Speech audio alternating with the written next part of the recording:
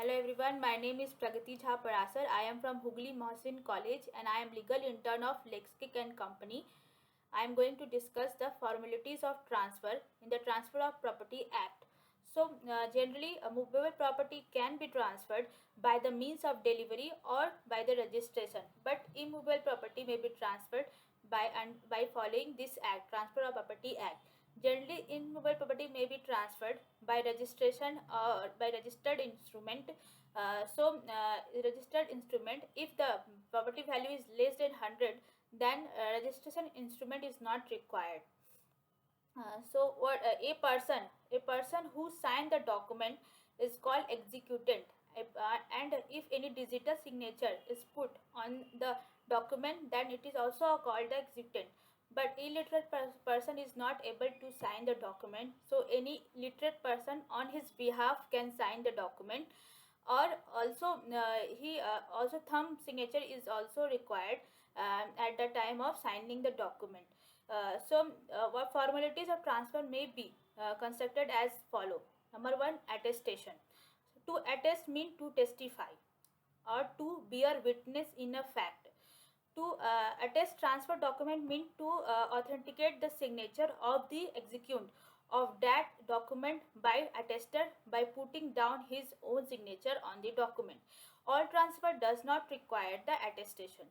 So there must be at least two witness at that and each witness must sign the instrument. At the time of transfer of property, there is not required to present the both the witnesses. Attestation cannot be made before the execution of the documents. Number two is registration. Registration, it is essential legal formality, in fact a valid transfer in certain cases. Maintain advantage of registration is that any person deal with the property always abide by the rights and the liabilities specified under the registered instrument. Number three is notice. It means notice of all the fact related to the property. Notice may be actual or constructive. If a person know about the fact, then it is known as actual notice. And when in certain circumstances, law deemed that person ought to know about the fact, then he did not know the fact. That means, for example, a person who refused to accept the registered letter is deemed to have constructive notice of the content of that particular act. What is conditional transfer? When an interest is created on the transfer of property subject to fulfillment of certain condition, then it is called the conditional transfer. Such condition may be considered conditional precedent or conditional subsequent. For example, if Mr. A agreed to sell his house to Mr. B, if Mr. B completed a particular assignment, this condition is condition precedent.